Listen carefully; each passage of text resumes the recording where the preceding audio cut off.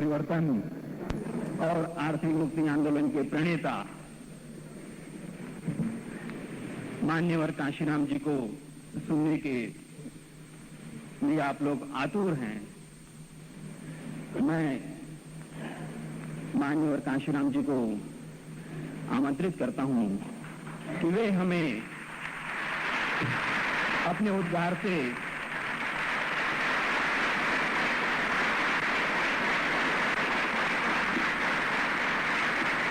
संबोधित करें। मान्यवर काशीराम जी।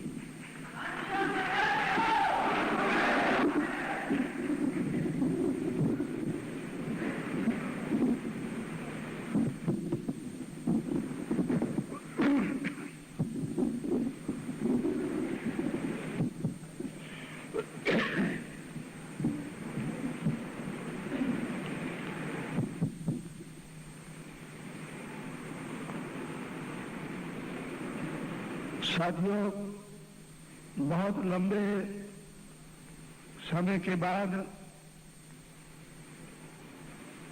मैं पढ़े लिखे कर्मचारियों की बातें सुन रहा हूं,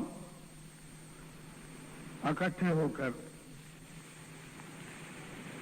गाहे बगाहे अकेले में या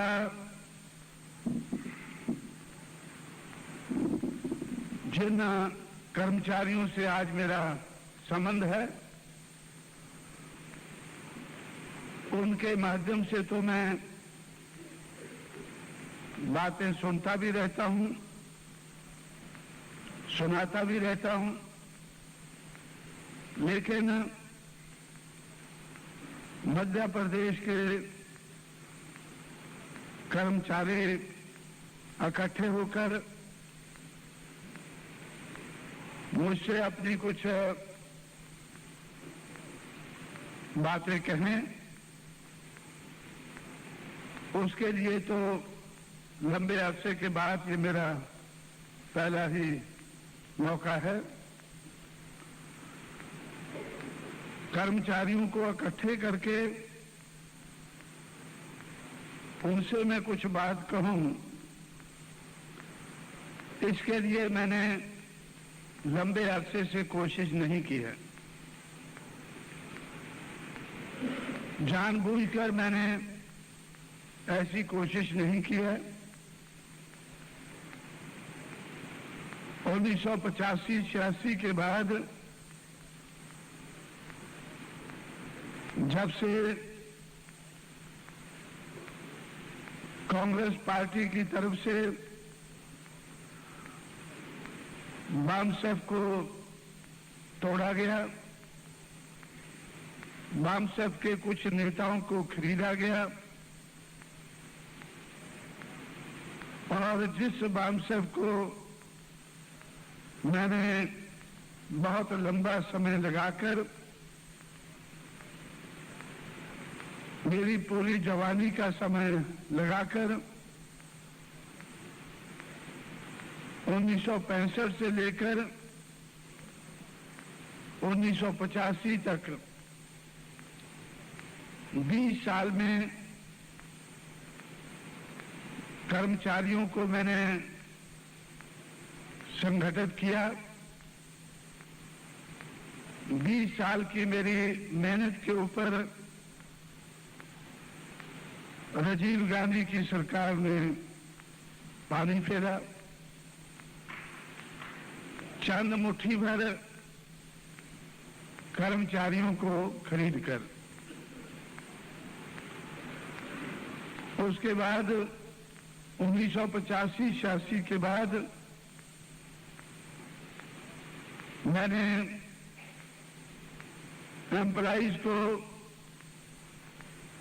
संगठित करने का काम त्याग दिया, छोड़ दिया और आज भी मैं इस हालत में नहीं हूं कि एम्प्लॉइज का संगठन बना के उससे कुछ मतलब हल कर सकूं। संगठन बनाने का कुछ मकसद होता है, मतलब होता है। भाई ये लाइट बंद कर दो, मेरी आंखें ठीक नहीं है, अभी काफी लाइट है इधर उधर से आ रही है। संगठन बनाने का कुछ कर सकूं, मैं काफी गौर करता हूं। गौर करने के बाद इस नतीजे पर पहुंचता हूं कि आज हमारी मूवमेंट, हमारे मिशन की अभी तक ये हालत नहीं है कि हम ऐसा संगठन बनाकर उससे कुछ मकसद या मतलब हल कर सकें। बल्कि मेरा ऐसा ख्याल बनता जा रहा है कि मुझे अगर कुछ मकसद हल करना है तो ओपनली, खुले तौर पर कर्मचारियों से मुझे नहीं मिलना चाहिए। खुले तौर से मुझे कर्मचारियों से नहीं मिलना चाहिए अगर मुझे अपनी मूवमेंट को आगे बढ़ाना है। इसलिए खुले तौर से कर्मचारियों से ना मिलके मैं अपनी मूवमेंट को आगे बढ़ा रहा हूं। काफी हद तक बढ़ाया है और आगे बढ़ाने की और उम्मीद रखकर आज मैं चल रहा हूं।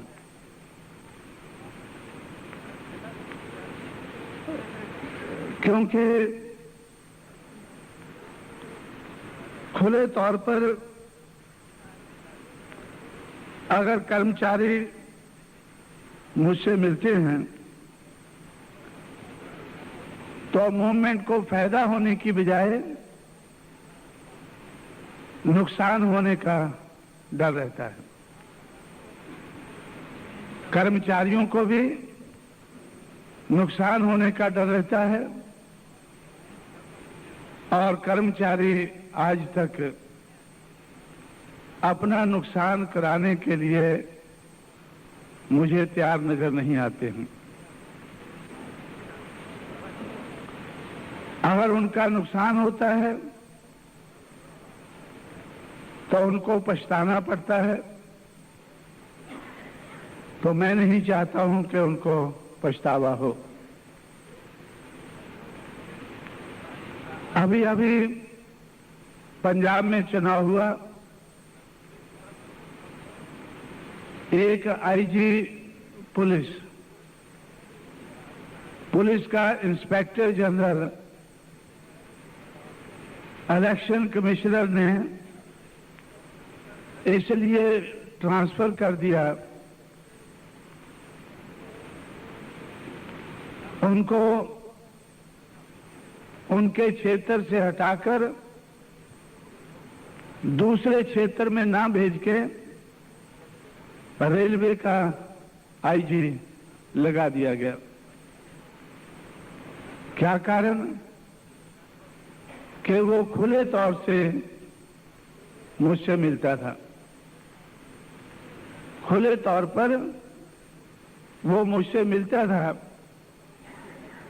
मैंने उनसे कई बार कहा कि भाई खुले तौर पर आप मुझसे मिलकर क्या करना चाहते हैं? अभी तो आपकी काफी सर्विस है, अभी तो आप पॉलिटिक्स में भी आना नहीं चाहेंगे, तो आप खुले तौर से जो मुझसे मिलते हैं और इस मुलाकात को उछालते हैं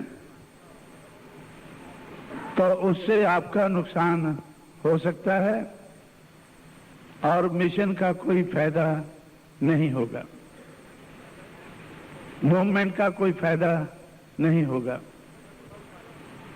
लेकिन बहुत से IG police, DIG police, SSP, district collector, secretaries छोटे बड़े सेक्रेटरी, हर महकमे के बहुत से अधिकारी मुझसे मिलते हैं। किसी को कानो कान खबर नहीं होती कि वो मुझसे मिलते हैं, और उसी के आधार पर मैं अपनी मूवमेंट चला रहा हूं। समाज की मूवमेंट चल रही है, समाज आगे बढ़ रहा है। किसी को कानो कान खबर नहीं होती कि मुझसे कौन मिलता है। ऐसा रवैया रखना, खासकर जो ऊंचे लेवल के अधिकारी है उनके लिए बड़ा जरूरी होता है। जो ऊंचे लेवल के अधिकारी होते हैं उनके लिए बड़ा जरूरी होता है। आजकल जो देश का कारोबार चल रहा है उसमें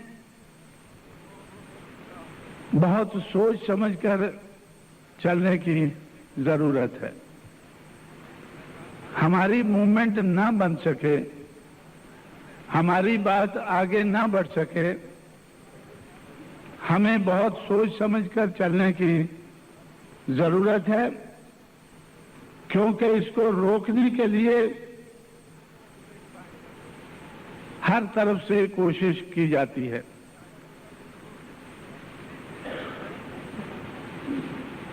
अट्ठाईस तारीख को 35 साल की सर्विस के बाद एक आईएएस ऑफिसर रिटायर हुआ है। आज 2 तारीख है, 2 दिन पहले 28 तारीख को 1962 का सेलेक्ट हुआ आईएएस ऑफिसर 28 तारीख को सेक्रेटरी लेवल का अधिकारी बनके, सेंट्रल गवर्नमेंट का सेक्रेटरी लेवल का अधिकारी बनके रिटायर हुआ। सुबह रिटायर हुआ, शाम को उसको चार्जशीट मिल गई। रिटायर होने के बाद एक 35 साल सर्विस में रहे हुए शेड्यूल्ड कास्ट के अधिकारी को सुबह रिटायर होता है और शाम को चार्जशीट मिल जाती है। रिटायर होने के बाद में भी वो सुख शांति से ना रह सके या अपने समाज के लिए कुछ ना कर सके, इस किस्म का आज देश में कारोबार चल रहा है। जब उसको चार्जशीट मिली, उसके बाद मैंने गौर किया कि बड़ी मुश्किल से तो सेंट्रल गवर्नमेंट का सेक्रेटरी शेड्यूल्ड कास्ट का आदमी बनता है। सिर्फ 4-5 सेक्रेटरी है शेड्यूल्ड कास्ट के या शेड्यूल्ड ट्राइब के 119 में से। 119 सेक्रेटरी देश का कारोबार चलाते हैं। जिन लोगों के लिए बहुत लंबे अरसे से आरक्षण है, रिजर्वेशन है, उन सारी सहूलतों के बाद आज देश भर में उन लोगों के सिर्फ 4-5 सेक्रेटरी लेवल के अधिकारी हैं 119 में से। लेकिन 119 में से 65 ब्राह्मण हैं। आज भी 119 में से 65 ब्राह्मण हैं। जब एक शेड्यूल्ड कास्ट का अधिकारी 35 साल की सर्विस के बाद रिटायर होता है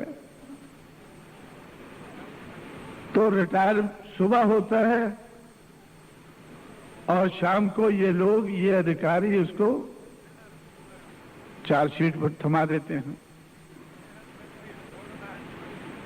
उसका जो अपना मिनिस्टर है वो उसको बचाने की कोशिश करता है, वो नहीं बचा पाता है।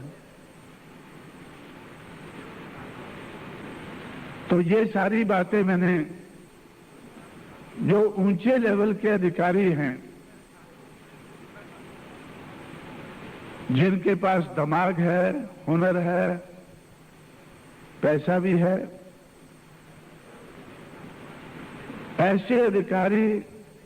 ऐसे अधिकारियों को बड़ी सूझबूझ के साथ हैंडल करना बड़ा जरूरी होता है।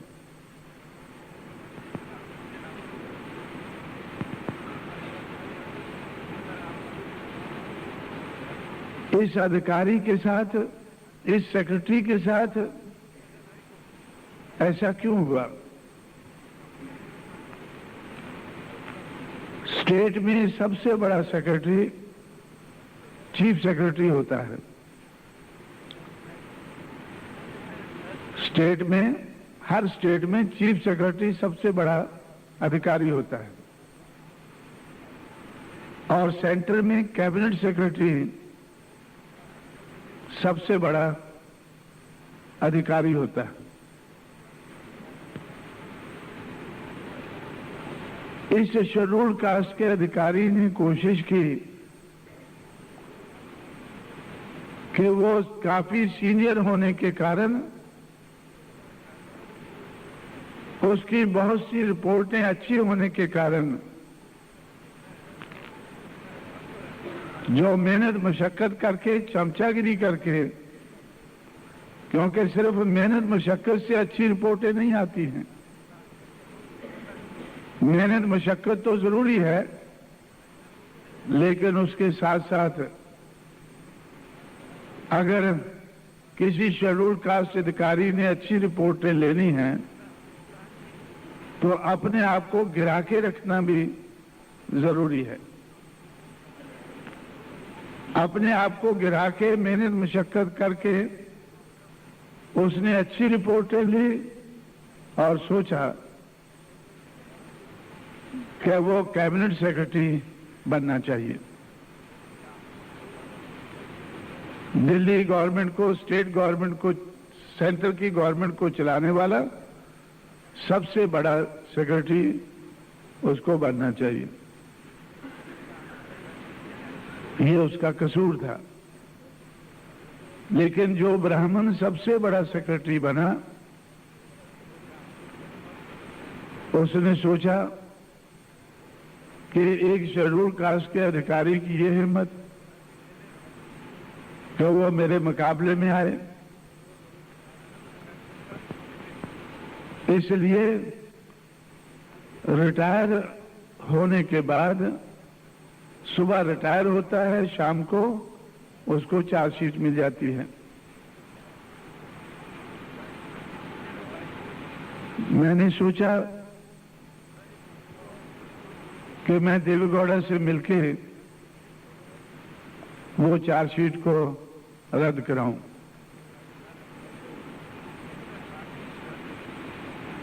लेकिन उसी अधिकारी ने मुझसे कहा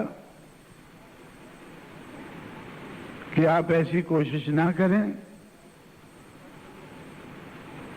आपके कहने से कहीं मेरा काम और मुश्किल ना हो जाए। मुझे कोर्ट में जाकर ये काम करना होगा।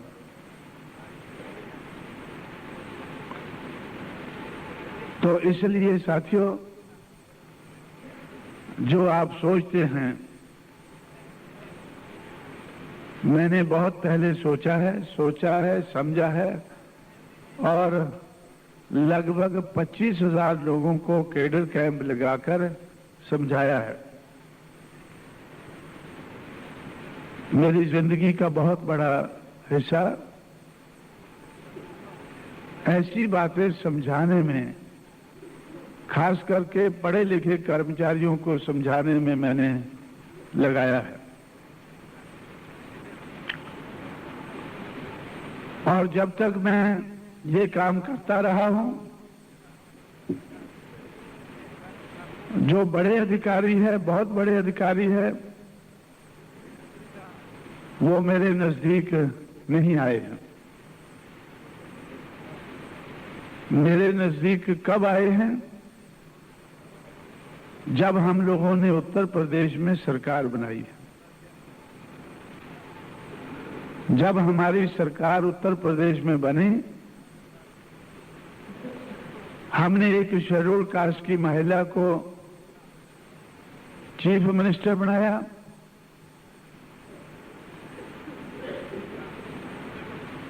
एक चमारी को चीफ मिनिस्टर बनाया और एक चमार को चीफ सेक्रेटरी बनाया।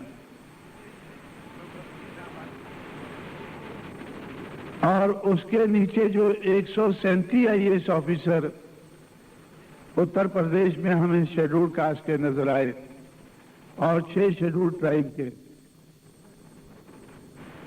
उन लोगों को सोचकर हमने उनसे बातचीत करने के बाद, जिनको हमेशा किनारे लगाया गया, उनको सेंटर स्टेज में लाने की कोशिश की। एक चमार को हमने चीफ सेक्रेटरी बनाया, जो 1962 के बैच का था, और जो 1961 के बैच का था उसको हमने पब्लिक सर्विस कमीशन का चेयरमैन बनाया। और शेड्यूल ट्राइब का 1964 के बैच का एक आदमी था, आईएएस ऑफिसर था, उसको हमने चीफ सेक्रेटरी से दूसरे नंबर का जो होता है एग्रीकल्चर प्रोडक्शन कमिश्नर, उसको उस जगह पर लगाया।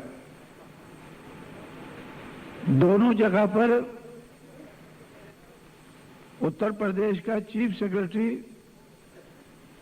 भी पहले ब्राह्मण था, जो आज देश का सबसे बड़ा सेक्रेटरी है, कैबिनेट सेक्रेटरी है दिल्ली की सरकार को चलाने वाला, वो उत्तर प्रदेश का चीफ सेक्रेटरी था। उस ब्राह्मण को हटाकर हम लोगों ने एक चमार को मौका दिया। हमें लगा कि ये चमार भी उसी लायकी का आदमी है। दिल्ली से हम उसको लेकर गए, उत्तर प्रदेश में चीफ सेक्रेटरी बनाया। लेकिन उत्तर प्रदेश का चीफ सेक्रेटरी जो था वो दिल्ली आ गया, और जो शेड्यूल ट्राइब का 1964 के बैच का आदमी था, उसको बहुत पीछे धकेला गया था। उसको भी हम लोगों ने चीफ सेक्रेटरी से दूसरे नंबर का अधिकारी बनाया, एग्रीकल्चर प्रोडक्शन कमिश्नर बनाया, जिसके अंडर में 6 दूसरे सेक्रेटरी काम करते हैं। तो ऐसा इस तरह से उनको ठीक जगह पर रखकर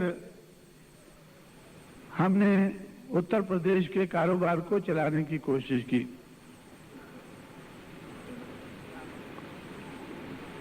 तो ये उत्तर प्रदेश के बहुत से अधिकारियों ने,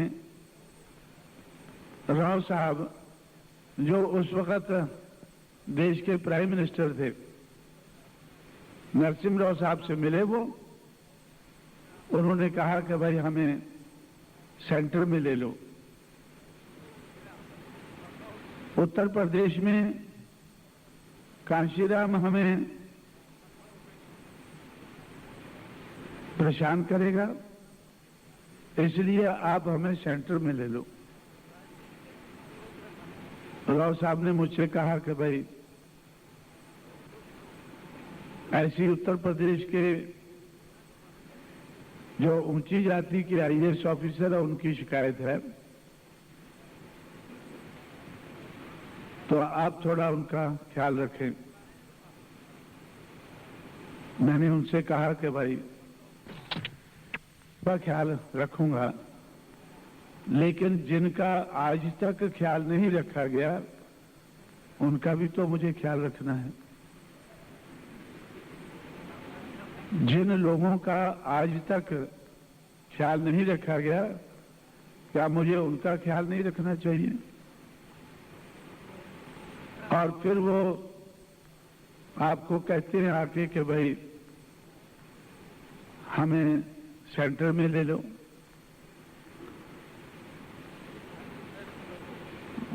उत्तर प्रदेश से हमें हटा के सेंटर में ले लो। मैं समझता हूं कि आप उनसे कहें कि आप अपना रवैया सही रखें, सही ढंग से काम करें, यही बेहतर रहेगा। ठीक है, आज आप वो कहते हैं कि हम उत्तर प्रदेश में मुश्किल में है, हमें सेंटर में ले लो। मेरा इरादा नेक नहीं है। मेरा इरादा है कि मुझे अपने समाज को सेंटर का हुक्मरान समाज बनाना है। सेंट्रल गवर्नमेंट बहुजन समाज की गवर्नमेंट होनी चाहिए। जब सेंट्रल गवर्नमेंट बहुजन समाज की होगी तो फिर वो कहां जाएंगे? फिर उनको यूएनओ में भेज देंगे सबको। तो इसलिए हमें बेहतर तो यही है कि हमें इसी देश में रहना है और सही ढंग से रहना चाहिए। मैं भी उनका ख्याल रखूंगा, लेकिन जिनका आज तक ख्याल नहीं रखा गया उनका भी मुझे ख्याल रखना है और उनके माध्यम से उन करोड़ों लोगों का ख्याल रखना है जिनका आज तक ख्याल नहीं रखा गया। जो लोग अन्याय अत्याचार के शिकार हैं उनका हमें ख्याल रखना है। इसीलिए हम लोगों ने मिलजुल कर ऐसी ये सरकार बनाई है। इसलिए 2 महीने के थोड़े समय में हमें गुंडा एक्ट जो उत्तर प्रदेश में जो शरीफ लोगों के खिलाफ इस्तेमाल होता था, बहुजन समाज पार्टी की सरकार ने वो गुंडों के खिलाफ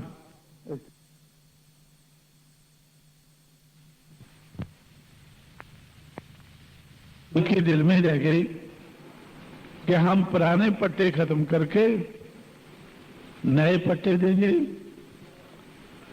और जो हम नारा लगवाया है लोगों से कि जो जमीन सरकारी है वो जमीन हमारी है, उस नारे में जान डालेंगे। तो अब उसके बाद वो तमन्ना हमारी दिल में रह गई। हमने सब्र किया कि कभी हम अपने बलबूते पर सरकार बनाकर सरकार चलाने लायक बनेंगे, तब वो सारी पुरानी तमन्नाओं को पूरा करने की कोशिश करेंगे। तो इस तरह से साथियों, जब मैंने अपने आईएएस ऑफिसर से पूछा कि आप अच्छी जगह पर जाना चाहते हैं, अच्छी पोस्टिंग चाहते हैं, लेकिन आपने आज तक अच्छा काम तो नहीं किया है। पुरानी सरकारों ने जमीन के पट्टे दे दिए हैं लेकिन जमीन नहीं दी है। आप लोग भी जिला अधिकारी रहे हैं, कलेक्टर रहे हैं, आप लोगों ने भी नहीं दिए हैं। तो उनका कहना था कि आईएएस ऑफिसर वो एक ओबीडिएंट सर्वेंट होता है, अपने मालिक को इरादे को समझ के चलता है। हमारे मालिकों का इरादा नहीं था कि जमीन दी जाए इनको।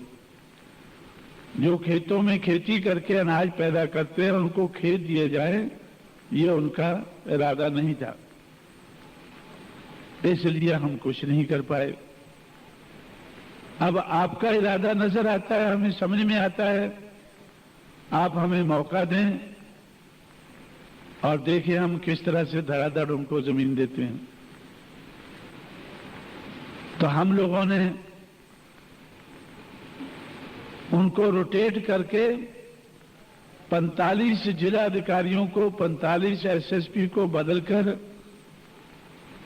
रोटेट करके उनको मौका दिया और 2 महीने के थोड़े समय में लगभग 2 लाख एकड़ का हम पोजीशन दे पाए। तो इस तरह से साथियों, एजुकेटेड एम्प्लॉइज को अपनी जिम्मेवारी का एहसास नहीं था, नहीं है, और ना ही वो हिम्मत कर पा रहे हैं। जितना बड़ा अधिकारी है उतना ज्यादा वो बुज़दिल है। वो अपने समाज के लिए अपने आप को मुश्किल में डालने की कभी सोच नहीं सकता है, और अपना जो सुख चैन है उसको छोड़ना नहीं चाहता है। अगर वो इसके लिए तैयार हो जाए, सिर्फ इतनी सी कुर्बानी देने के लिए तैयार हो जाए कि वो अपना सुख चैन छोड़कर वो अपने समाज को लायक समाज बनाने में लगेगा, उसकी नालायकी को दूर करके लायकी बनाने में लगेगा, तो मैं समझता हूं कि इतनी छोटी सी कुर्बानी से समाज का बहुत बड़ा फायदा हो सकता है, लाभ हो सकता है। जैसे सुभाष चंद्र बोस आईसीएस ऑफिसर थे, ऐसे बहुत से हमें ब्राह्मण ऑफिसर आईसीएस नजर आते हैं जिन्होंने 1947 से पहले अपना सुख चैन त्याग करके वो अंग्रेजों को निकाल के इस देश का कारोबार अपने हाथ में ले सके, ऐसा उन्होंने काम किया। लेकिन हमारे समाज में आज तक भी मुझे ऐसा नजर नहीं आता है। रिटायर होने के बाद में भी हमारे अधिकारी अपने सुख चैन की सोचते हैं कि रिटायर होने के बाद में भी हमें कुछ सुख चैन के लिए कुछ मिल जाना चाहिए। इसलिए वो अपनी आदत नहीं छोड़ते हैं, अपनी गुलामी नहीं छोड़ते हैं। बड़े अधिकारियों को देखकर जो छोटे कर्मचारी है वो भी सोचते हैं कि जब सूझबूझ वाले, ज्यादा पढ़े लिखे, ज्यादा होशियार लोग अपने समाज की नहीं सोचते हैं तो शायद उनकी सोच सही हो। हमें भी अपने आप को मुश्किल में नहीं डालना चाहिए, हमें भी अपने समाज के लिए कुछ कुर्बानी नहीं देनी चाहिए। तो इस किस्म की सारी बातें मेरे ध्यान में हैं। मैंने बहुत पहले छोटे छोटे कर्मचारियों को संगठित करके 1995 के बाद बड़े बड़े कर्मचारियों को बगैर संगठित किए उनको प्रेरित किया है, उनको प्रेरणा दी है कि समाज के लिए जिस तरह से छोटे कर्मचारियों को मैं कहता रहा कि सिविल सर्विस कंडक्ट रूल के दायरे में रहते हुए आप समाज का बहुत कुछ कर सकते हैं। सामाजिक परिवर्तन के लिए आप अपने समाज को तैयार कर सकते हैं। अपने समाज की, बहुजन समाज की, दबे कुचले समाज की जो बॉन्ड्स हैं, आर्थिक दिशा में जो बॉन्ड्स हैं, उन बॉन्ड को तोड़ सकते हैं, उनसे उनको मुक्ति दिला सकते हैं। उस दिशा में आप लोग काम कर सकते हैं। ऐसा मैंने बड़े अधिकारियों से भी कहा है, उन्होंने मेरी बात को सुना है, समझा है और मुझे सहयोग भी दिया है। आज जब हम अपनी मूवमेंट को काफी आगे बढ़ा चुके हैं और बढ़ा रहे हैं, आज भी मुझे पढ़े लिखे कर्मचारियों से बहुत बड़ा सहयोग मिल रहा है। मैं उनसे बहुत ज्यादा सहयोग ले रहा हूं, लेकिन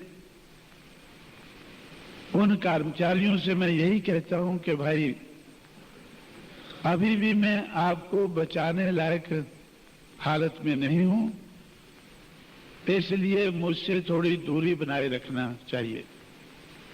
खासकर जो ऊंचे लेवल के अधिकारी हैं। मैंने अभी अभी आपको बताया कि एक आईजी पुलिस को, इंस्पेक्टर जनरल पुलिस को अभी पंजाब के चुनाव से हटाया गया, दूर रखा गया और रेलवे पुलिस में उसको भेजा गया, क्योंकि वो मेरे नजदीक आकर हल्ला गुल्ला करता रहता था। तो इसलिए साथियों, आप लोग सोचते होंगे कि बहुत लंबे अरसे से मैंने आप लोगों से या पढ़े लिखे कर्मचारियों से मिलने की कोशिश नहीं की है, जानबूझकर नहीं की है, उनको संगठित नहीं किया है। हमारे एक साथी बोलकर गए हैं कि उनका संगठन बनाना चाहिए। पढ़े लिखे कर्मचारियों का मुझे संगठन बनाना चाहिए। मैं समझता हूं कि आज भी मुझे उनका संगठन नहीं बनाना चाहिए। मैंने संगठन बनाकर देखा है और संगठन चलाने वाले बनाकर देखे हैं, जो चंद सिक्कों में बिककर अपने समाज को बहुत बड़ी मुश्किल में डाल चुके हैं। 1985-86 में मैं ये काम 1964-65 से शुरू किया। 1984-85 में 20 साल के बाद मेरे साथ बड़ा भारी धोखा हुआ। जिनको मैंने आगे किया वो चंद सिक्कों में सरकार के हाथ में बिककर जिस संगठन को मैंने समाज के अपने पैरों पर खड़ा करने के लिए बनाया था, उस संगठन को रजिस्टर कराकर सरकार के हवाले करके बैठ गए। मैंने एक किताब लिखी है चमचा एज, चमचों का युग। चमचों से कैसे निपटना है, उसके लिए भी मैंने उसमें उपाय लिखे हैं। एक उपाय है, hit the hand that operates the चमचा। चमचों से मत उलझो, चमचों को मत तोड़ो, क्योंकि अगर एक चमचा मैंने ऐसा है उसको हट किया, वो टूट जाएगा तो हमारा दुश्मन दूसरा चमचा उठा लेगा। हमारे समाज में चमचों की कोई कमी नहीं है,